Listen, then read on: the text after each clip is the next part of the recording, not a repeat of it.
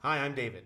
Today we're going to look at this function, f of x equals sine x on the interval from 0 to pi, and we want to see if it satisfies the conditions of the mean value theorem and then investigate that a little bit.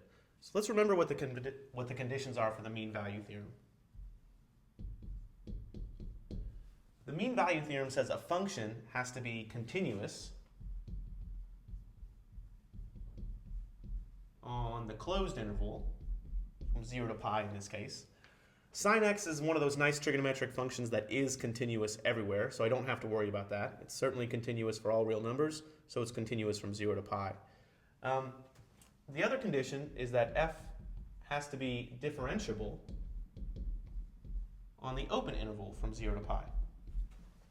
Again, sine x is differentiable for all real numbers. It's this nice oscillating sine curve, so it's certainly differentiable from 0 to pi. If both of these are true, then there must be some c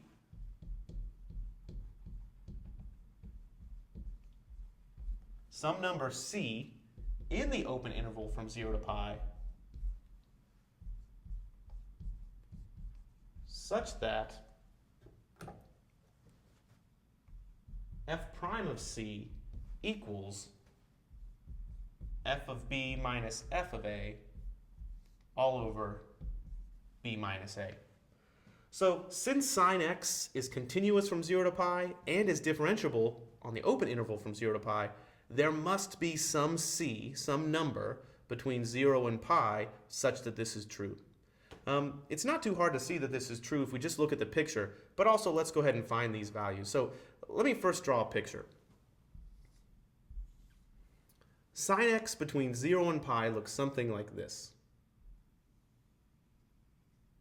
It goes to a height of 1 at its very highest, and it goes all the way to pi right there. If I continued it, it would do something like this and kind of keep on oscillating forever to the right and forever to the left. But I really only care about between 0 and pi. What is this part right here? Well, let's figure out this average rate of change, or the slope of the secant line right here on the right side of this equation. This f of b minus f of a all over b minus a, well, in our case, this b is pi and the a is 0. Because we have the interval from 0 to pi. So f of pi minus f of 0 all over pi minus 0, this is sine of pi minus sine of 0 all over pi minus 0. Now whenever I'm plugging in a multiple of pi into sine x, I'm pleased with that because those are always 0. And you can see both their values are 0 here, sine of 0 and sine of pi. So this is 0 minus 0 over pi, which is just 0.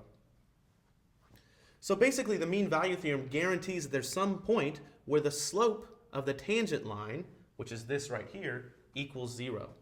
Let's see if we can find that. What is f prime of x here? F prime of x is, well, the derivative of sine x is cosine x. Is there some place where it equals this 0 from right here? Well, sure. Cosine x equals 0 at infinitely many places.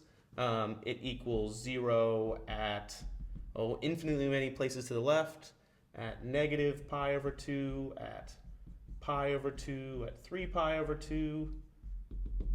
But I don't care about all infinitely many of those. I only care about those values that fall between 0 and pi. And there's only one of those that falls between 0 and pi.